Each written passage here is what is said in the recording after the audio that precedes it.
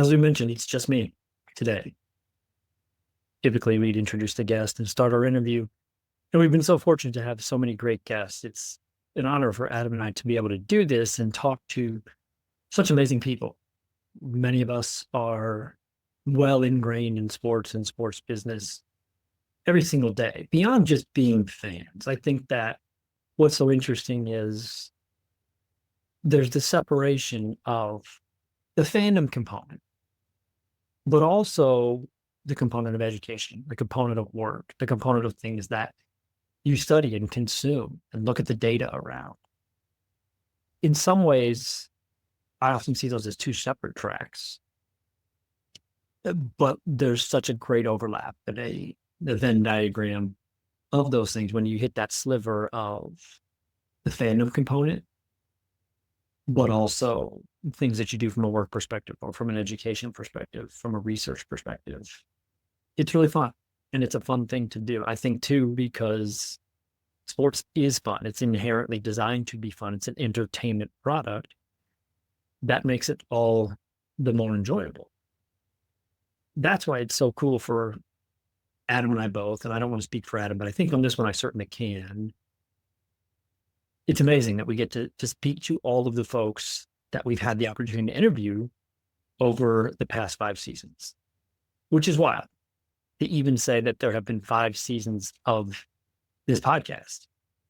Today, what I wanted to do is twofold. One, have the opportunity to pull back the curtain, to talk about the mechanics of this podcast, not necessarily the nuts and bolts, how we do the recording, how we do the editing. Interesting stuff if you're in that path and you want to do something like this, or it's something that you may be using your job or in your education or your entertainment.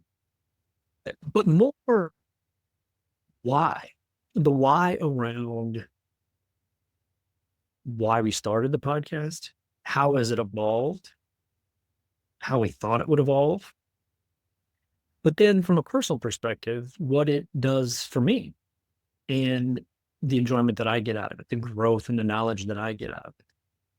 Along with that, the student component of it. Obviously, Adam and I are both instructors at Northwestern in the Master's of Sports Administration program. And a big part of the podcast is to help educate the audience in general, and more specifically students. So I think that we'll talk about why that became so important to us and why we continue to do that because of it. I think the other component of it is the ability to try new things and to do something different. We all talk and have these conversations in personal settings when we're with friends. And I think what's so interesting with what Adam and I do here is that it toes the line between your enjoyment, your entertainment, and your work. And what I mean by that is if you look back, or if you look at your friend or your family, even people at work, the time you spend, people you spend the most time with, we get in discussions about sports all the time. I had a fascinating discussion the other day with my son, who's almost 7 and is very into basketball. Seems to be the only one that he is, well, baseball, but he's gotten more into basketball. And there's a player from Michigan State, Cohen Carr, who, if you haven't seen him play, I'm terrified for the infrastructure every time I watch him play, because he seems like he's going to rip the rim off the backboard every time he dunks, which is often. You could argue about the rest of his game. He's a very high energy player. But I was having a discussion about this player with a good friend of mine who went to graduate school at Michigan State. And I was, who is it comparable from our era, me being 44 years old, to Cohen Carr? And we both sat there and thought, and immediately at the same time said Jason Richardson. And then that spurred us into conversations about different players. We thought it was so interesting that we had the same person come to mind. But that's what I'm getting at with the conversations around sports. But the podcast has given us the ability to do those things in a sports business context. I know that many of us are nerds for lack of a better term, around sports business and the business of sports and how it's constructed. And I think it's fun to be able to have these conversations and engage in them and get some of the smartest people that we know or that we can find to talk about so many of these subjects. I'd be remiss if I didn't say I'm incredibly fortunate that I get to talk to Adam about these things all the time. And I think our listeners are incredibly fortunate to get his expertise. Last week, we had the conversation with Adam, 2 weeks ago, because we took a nice break for Thanksgiving. And I hope everyone had a wonderful Thanksgiving. We had the discussion with Adam about the acquisition of his company, which is the second time that's happened with Adam. He is an incredible builder of businesses and ideas and brands.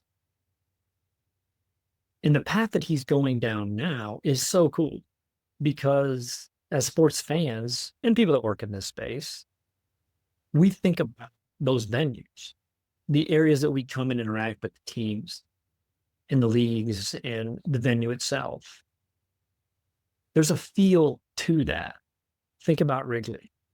For those of us that are in Chicago, I think back to when I originally moved to Chicago in 2005. The experience at Wrigley was still incredible. It was Chicago's best outdoor bar, but it was much different than it is now. And I'm not putting a value judgment on that in any way. There's merits to both sides of those things. But it has evolved and it has become different. And I think a big part of that and a really cool thing about it is one of the big differences in it is all the things to do around Wrigley. When I first moved to Chicago and was interacting with Wrigleyville as a whole, it was you're in your early 20s, mid 20s, early 30s type of place. And I took full advantage of that. I was telling my wife the other day, having nostalgic feelings about sitting in my office and it being noon on Friday and be like, you know what? Forget this. I'm going to Wrigley. I'm going to go to the 1:20 afternoon game on a Friday. Still do that. It's still great. But now you can do other things. As a matter of fact, I took my kids last year to see Santa at Wrigley, which was cool. It's a cool thing to do, and it's cool to see how it's evolved. But as Adam's company is going to help Surge and the larger company there do, evaluate those sports-anchored mixed-use developments. Now, Wrigley, in Wrigleyville itself, we wouldn't traditionally call like the Battery in Atlanta, where it's built for purpose for that mixed-use development with the anchor of a sports venue. But it naturally evolved in that way by happenstance or maybe by geographic constraint, which is such an advantage for Wrigley being nestled and situated in that neighborhood, but then they did a great job of building around it. And so we're all incredibly fortunate to be able to listen to Adam talk about these things, to interact with what he does in that sense. I think it's so cool to see all the things that he has done and evolved with. And it's going to be amazing to see what he does going forward, what Surge does going forward with the acquisition of Adam's company, the data that Adam's company can provide through the entire life cycle of those sports anchored mixed use developments. And so I'm very excited to see the kinds of guests that we get going forward, because I am certain that there's going to be amazing people that are involved in these types of projects, Adam included. But in addition to him, the people from a development perspective of real estate, the construction, Adam had an incredible conversation with the CEO of Populous, previous episode this season. If you haven't listened to that, it's one of my favorite episodes in the 5 years that we've been doing this podcast, because he stepped back and talked about how creating the venue is really designed to create the experience for that individual fan. We think so much about how sightlines and concessions and restrooms and parking flow, and all of those things contribute to the individual fan. But what was cool was he looked at it at a much more individual level and a granular level.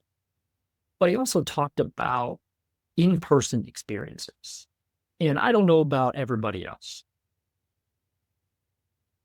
but I'm a better human being when I have in-person experiences with other human beings. We are designed as social beings and we draw energy from that. Now, you can be an extrovert or an introvert. Even here in my own home, my partner she's much more of an introvert, which doesn't mean that she doesn't like to be around people, but I think she recharges from resetting and getting alone time to collect her thoughts. Whereas on the flip side, I grew up in a huge family, lived in a fraternity house. In college, always had roommates. So being around people is what recharges me, which may be a big part of why I love the in real life experiences. But I think it's also from a human perspective, we need that. We need that interaction. We're blessed to have the technology components that we do have to be able to do things like this podcast, where all the jobs that I have are predicated on technology. But being in meet space with someone, there's something to that. And my hope is we see that coming back. We continue to see it coming back.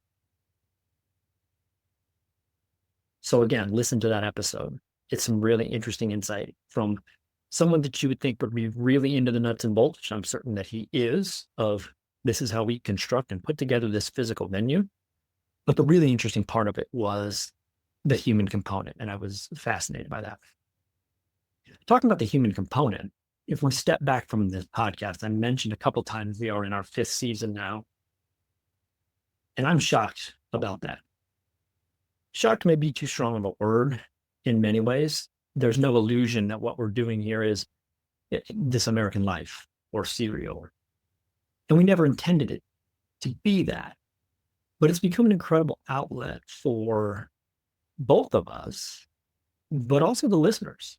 I think it's become an incredible outlet to have conversations with them, to spark conversations, whether that be in our courses, in the work that we do externally from teaching, or with friends and family around sports or sports business. And that was one of the original intentions. If we rewind it all the way back to pre-pandemic times, the podcast itself was an outgrowth of Adam's course, and Adam used it as an assignment, which is an excellent idea for an assignment. I think that for so many folks that, whether you're in sports or sports business or something that tangentially touches sports, or if you're a nurse or a farmer, whatever it is,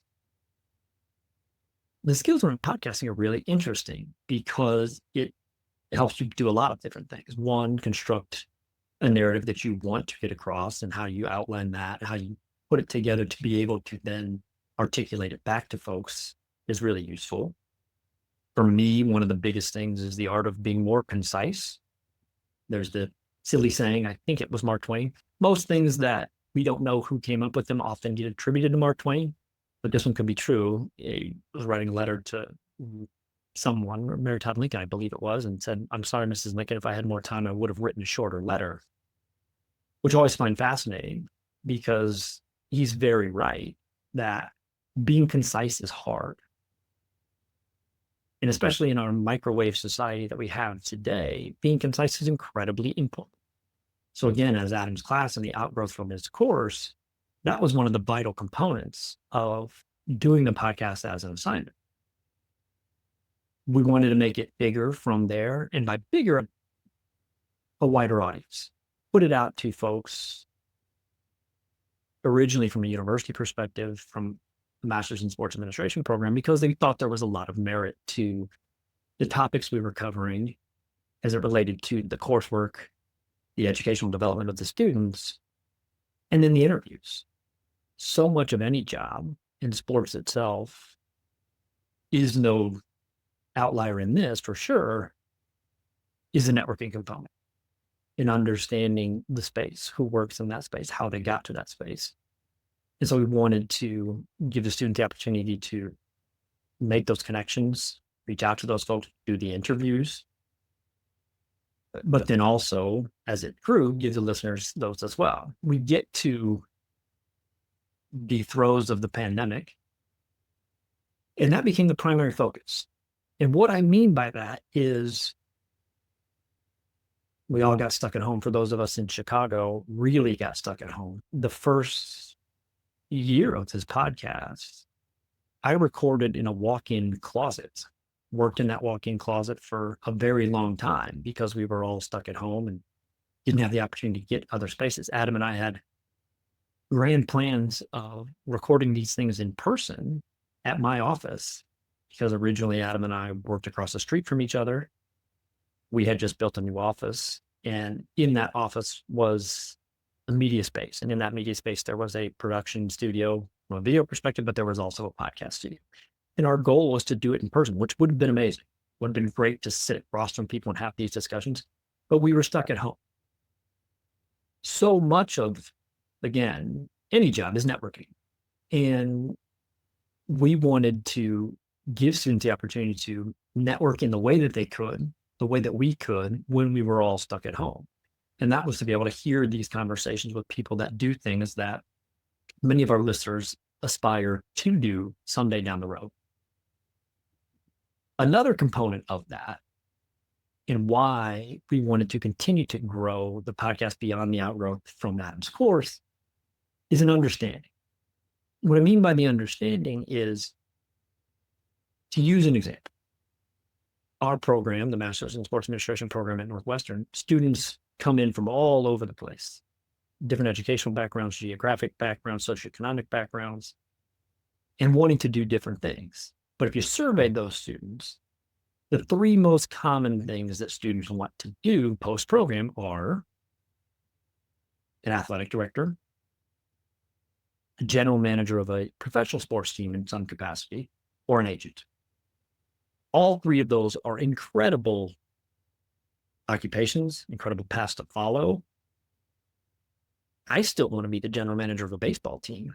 I don't believe where I currently sit that is in the cards, but it is a great aspiration to have. What we wanted to use the podcast for, in addition to the networking components and getting students the mechanics around recording audio, editing audio, is show all of the jobs in sports business or that tangentially touch sports that oftentimes, if you have that tunnel vision view of wanting to be an athletic director, a general manager, an agent, again, great roles, but if you have that tunnel vision, you may not see or you may not understand. And the interviews have done an amazing job of that. And the reason for it is our guests have been so gracious with their time and opening up to how they got to where they are.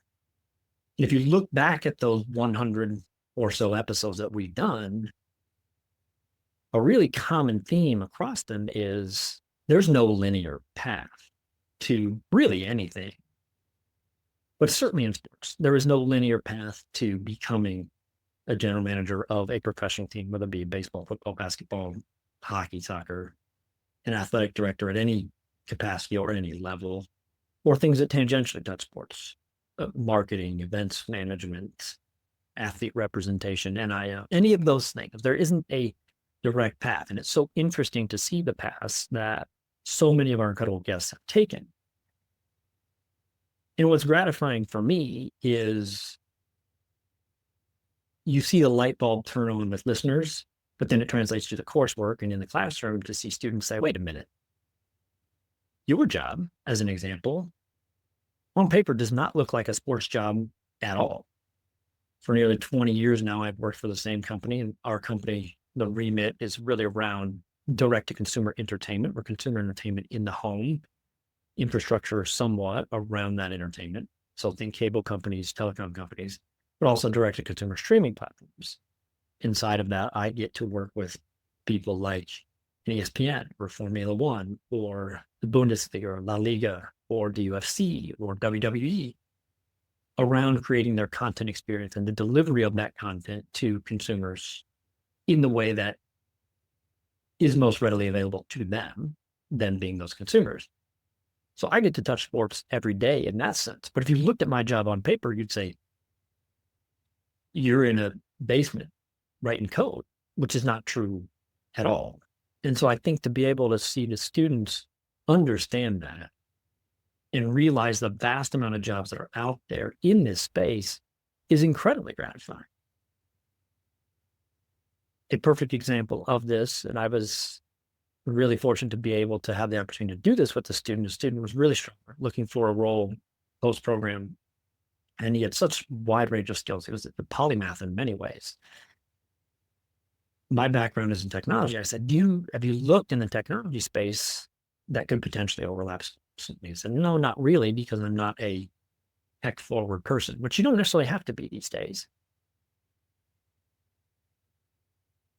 But we found him a job at Cameo for the tech platform that you can work with celebrities or athletes or public figures and have them create a custom message for a friend, a family member for some special occasion. So typically you see this a birthday message or congratulations for graduation or whatever it may be. There's a huge sports component to that because of the athlete piece and working with those athletes to get them set up, working relationships and the financial perspective, the contractual perspectives there, but then a technology perspective, meaning how do I actually do this? How do I record these messages, upload them, get them to those folks that have purchased them? And so we found him a job in working with the athletes that are on this platform. And it was one of those things that he thought, wow, would never have thought of something like this when I was thinking about a job in sports. And so for Adam and I both, it's incredibly gratifying to be able to have these conversations with really cool people that talk about the paths that they've taken to their roles. That then brings out the different diversions or different routes they've taken on their paths that have led to something really interesting. Again, it's really great to have that end goal in mind and to push toward that. The thing that I always say to students, especially, but listeners to the podcast, and even my own children, is to be open to the diversions on the path, because it may be the best thing that ever happens to you. Doing that requires some level of faith that you go off that path and be away from something you've driven so hard after so long. It requires some flexibility to use your skills in a different way. And I think it also requires some foresight to say, is this forwarding my end goal, or is this something I really enjoy, or could those two overlap?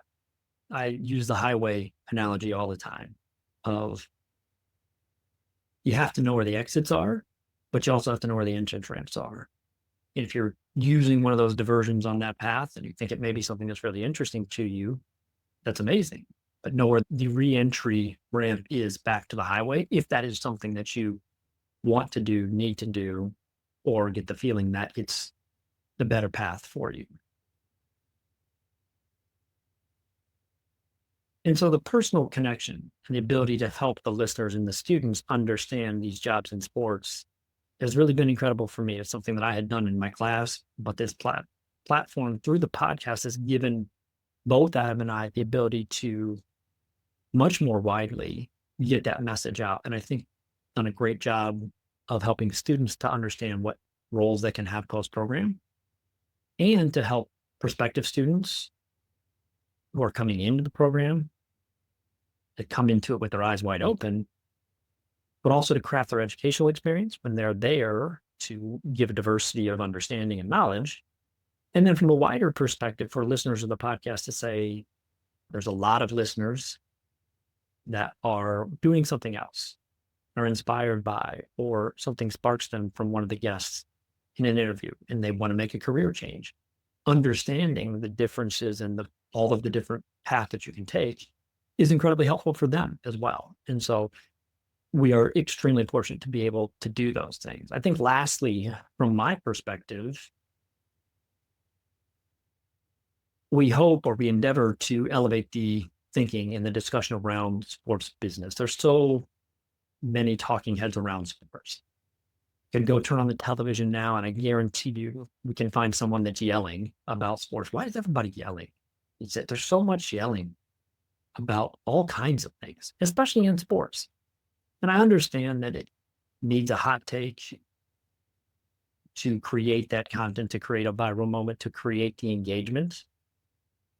But I promise not everything warrants yelling. And none of these things at the end of the day are life and death most of the time in sports for sure.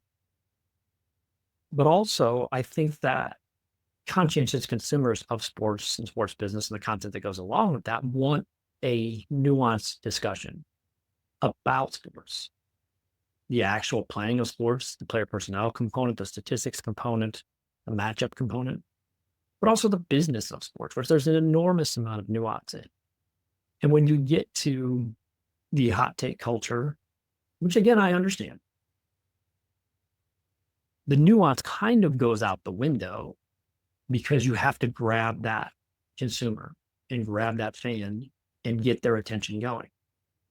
We'll talk about technology later, which is such an important part of my life, but technology has created this because you have to grab that attention to create those moments because we have, in essence, fried our brains in many ways that we can't sit and watch the conversation unfold.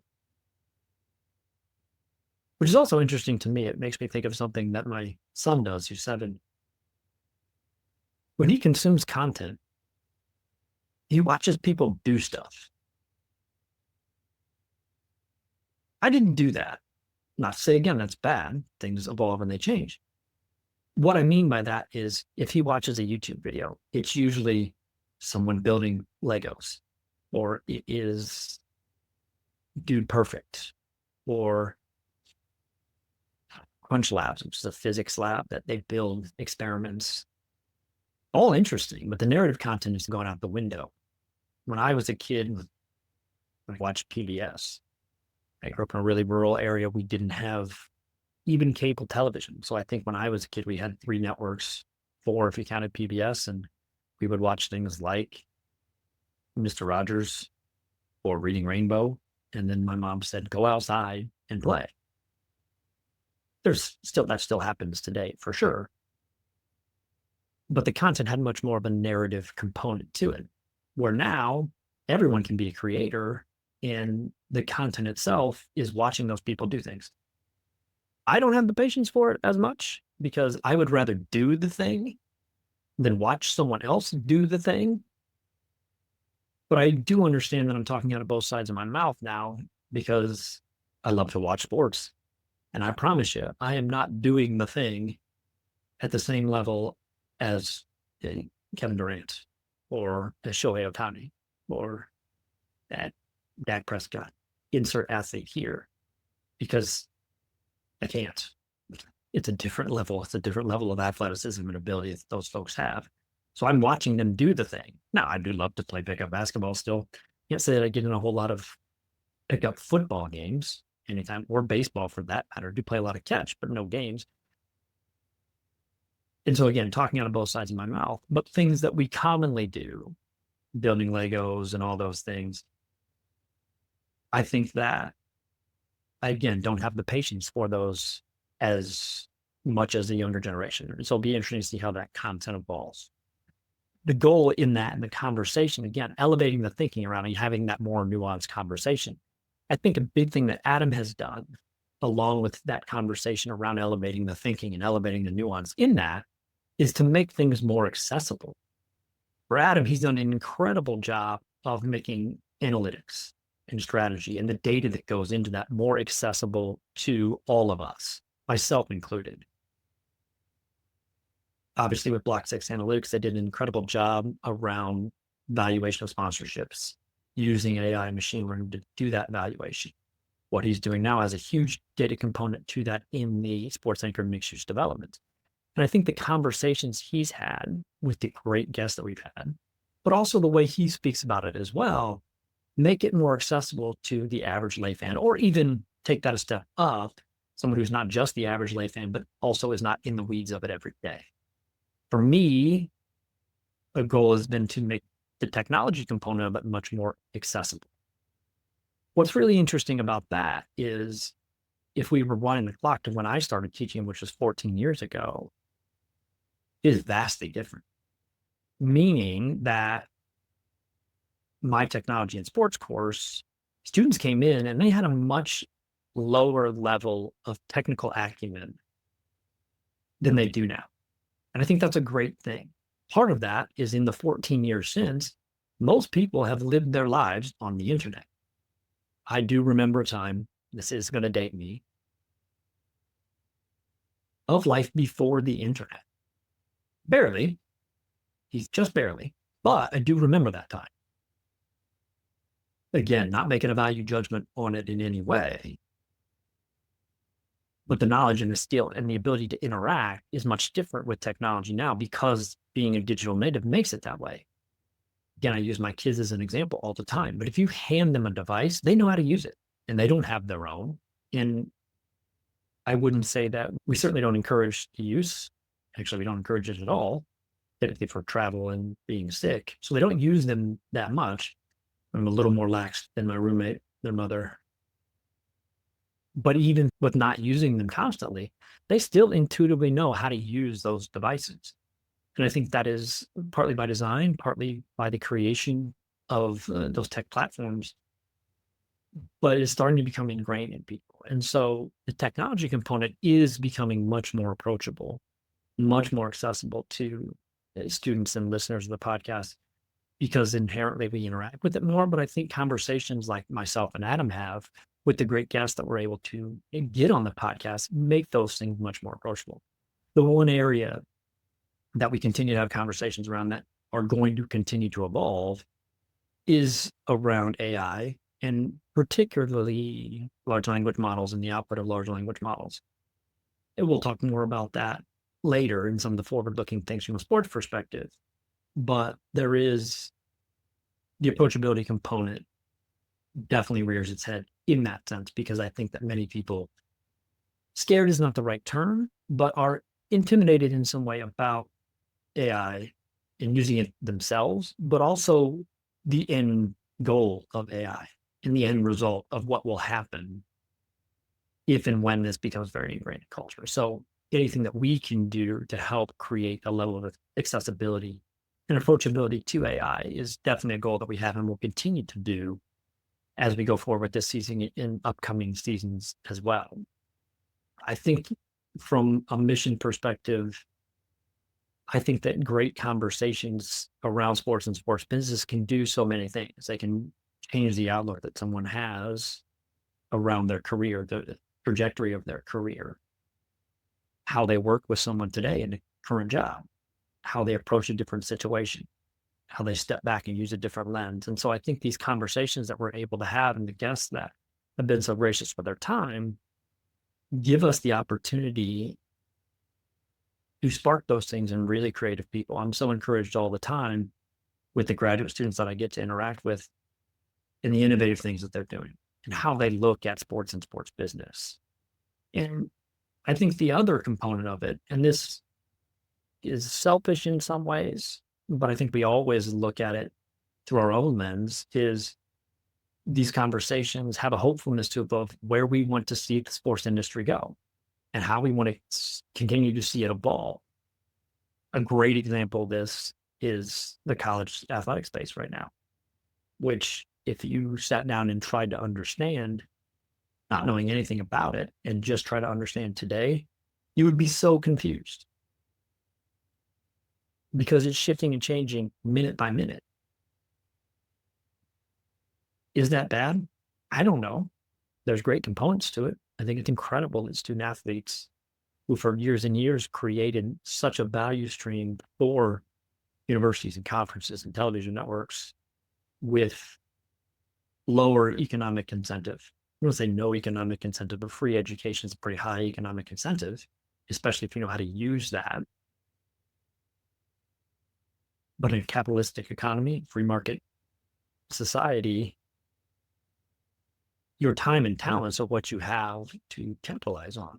And those student athletes obviously were not capitalizing it in the highest form. And so I think it's great that they're able to do that. On the flip side, I don't understand who's in a conference half the time anymore. And I'm ingrained in this every day. I don't understand how student athletes get paid to its fullest degree. And I'm not ashamed to admit that, even as somebody who's in this space every day, because I think it's a problem. I think it's a problem that is very prevalent in college athletics today, and one that how it evolves and how it is solved, for lack of a better term, is going to fundamentally change college athletics as a whole. And so there's no, was this better back then or now? I think that everything is on a continuum, that it continues to shift and change. And there are those goals and personal things that we want to see the sports industry evolve into, because it has given us so much. It's given me so much from a fandom perspective, from a family perspective, the connection with my late father, with my brother, with my mother, even. My mother, God love her, she never missed a sporting event. My brother and I both played football, basketball, baseball all through high school. My sisters were swimmers and volleyball players, tennis players. They were at every sporting event. Now, there were some complaints about being out the cold in football, but beyond that, they were always there. And there's a connection to that because of it. And I think that I want to see that same thing happen for my children, for their children, and sports to be such a prevalent part of people's lives if they're interested in that for the foreseeable future. Again, sports has given me so many things. I think back to high school itself. I don't remember much besides sports. I think that being able to play a team sport teaches you so much about those dynamics of being in a team and working with a team. So it's a really valuable experience. And I think youth sports has become an incredibly bastardized version of what it used to be. And again, not making a value judgment on that at all, but giving kids the opportunity to play sports is vitally important for so many things. And my hope is that we can continue to do that. And hopefully with some of these conversations that we get with some of these amazing guests, we can see how the sports landscape will continue to be shaped, giving those opportunities to, one, the current students that we have that are going to be the ones that shape that, but two, our kids and their kids as they go on. From a personal perspective, I'm eternally grateful to be able to do this podcast because it fuels a curiosity. It fuels a curiosity around what people do, how they do it, how they got there, why they do it, and the value that it provides to them internally, to their organization, to the wider economic environment in this country or sports. And so I think that curiosity is such a great way through the podcast to be able to really drive into that curiosity. I mentioned the podcast that Adam had with the CEO of Populous recently. There's so many great insights that I garnered from that podcast. We had a podcast just this year with Noah Henderson. I apologize for the recency bias, and it's been so close that he was part of writing the NIL legislation in the state of Illinois. I learned so much from that. And that gave me a baseline understanding to better know how these things have evolved. And so even from a personal perspective, it's incredible insights that we get to sports and sports business. It also ties back into the classroom and the work overall. I mentioned my day job being in the direct-to-consumer content, technology that supports that content. All of these things and the great conversations that we get to have with the guests, or I get to have with Adam, or I get to have with listeners of the podcast that reach out to me, play back into that job and make me better at that day job, because it, again, piques that curiosity and makes me look at things through a different lens. It expands the view that I previously had. And so the ability to do those things and have the conversations with people like that, or people like the listeners, makes me better at my day job, and it makes me a better educator.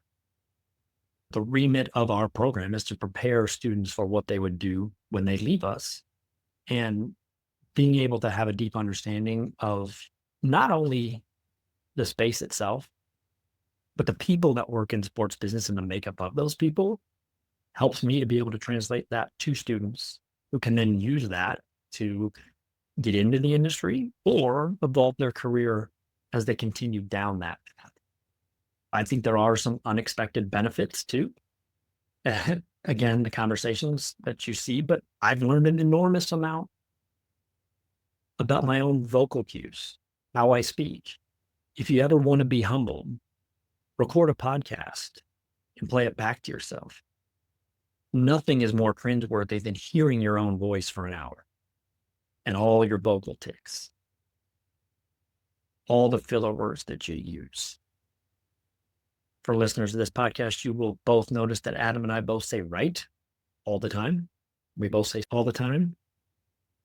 I'm proud of us both because we don't say like very frequently. But understanding and viewing those vocal tics helps me become a better communicator. Again, being concise is hard, but in the environment that we live in today, being concise is also really important. So that's been an enormous benefit for me. It's also helped to build an enormous amount of confidence about speaking. And not only speaking in front of people, but speaking to people, reaching out to these guests, speaking with these guests, setting up the time to speak with them.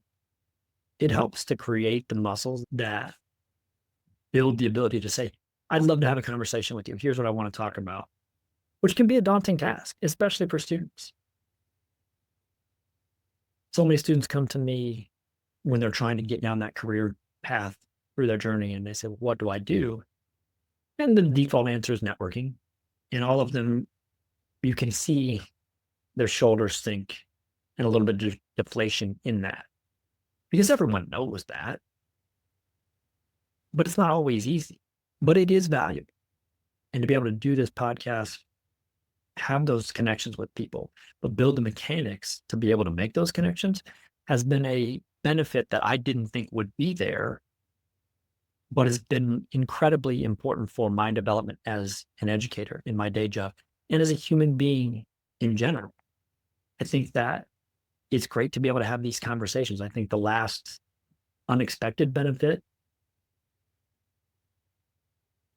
for me personally is that ability to talk to someone like Adam all the time and plan these podcasts, plan the guests, plan the narratives that we want to continue to forward or dig into is really interesting.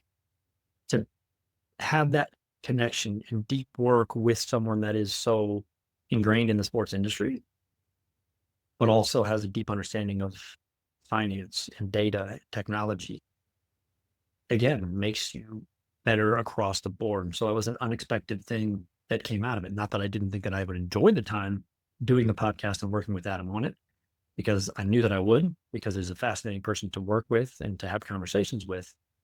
But I didn't see the building of the skills in me directly from that. And so I'm eternally appreciative of it. I think finally, the thing that I'm most appreciative of is all of you and everyone that listens to this podcast. When we originally started, again, an outgrowth of Adam's course, we didn't have any expectation going into it. After it got started and grew beyond Adam's course, I thought it would be friends and family. And sometimes it still is, but sometimes it's not. Sometimes it's definitely not. And the amount of people that we reach on a week-to-week basis, to me, is mind-boggling sometimes. Because I never thought that the conversations we have or the path that we go down would reach that many people. And so it's a credit to all of you for the listening component of it, but the feedback that you give us around what is important, what works, what doesn't, what conversations you want to see, what conversations you want to hear, because that makes us better. And we're incredibly appreciative of the engagement that we get from the listener base, from all of the folks that listen in an audio format to view it in an online format. And we cannot thank you enough for that. As we move forward in this 5th season, we have some incredible guests coming up. Obviously, we're going to lean hard into some of the components that Adam's been working on around sports acre mixed use developments, and he has some great guests around those spaces that we'll continue to talk to and build our knowledge collectively around those sports acre mixed use developments and the benefits that they bring to teams, leagues, venues, but also communities and all the way down to the individual humans that interact in those spaces. I have been really interested in the continued development in college athletics. And NIL is not all of that. It's not all encompassing, but at the top, the legislation components that are there that will have enormous impacts. NIL that's there, the payments that can be made directly from universities, the conference realignment components of it, the television and media rights that go along with it. There's so much wrapped up into that. So many facets of sports, sports business, sports content, sports fandom are touched by how college athletics is continuing to shift and move. And so we're absolutely going to have some guests. We have some athletic department executives coming in future episodes. We have people from the Big Ten, from a commissioner perspective, the commissioner's office perspective coming in the latter part of the season. And then we'll try to bring in really interesting guests that, again, may not be the very down the middle, this is a sports job type of person or role, but that help open our eyes collectively to all those great things in sports. Thank you. I think is the biggest thing that I would want to say. Thank you for the opportunity to do this, to be able to speak by myself for this amount of time, which if you rewound the clock to when we started this podcast, one, I would have been terrified to do, but two, it couldn't have happened. I just would not have been able to facilitate it. And 5 years on, I'm so honored that I get the ability to do that and have the folks like yourselves interact with that. So thank you very much. And we look forward to all the great content coming the rest of the season.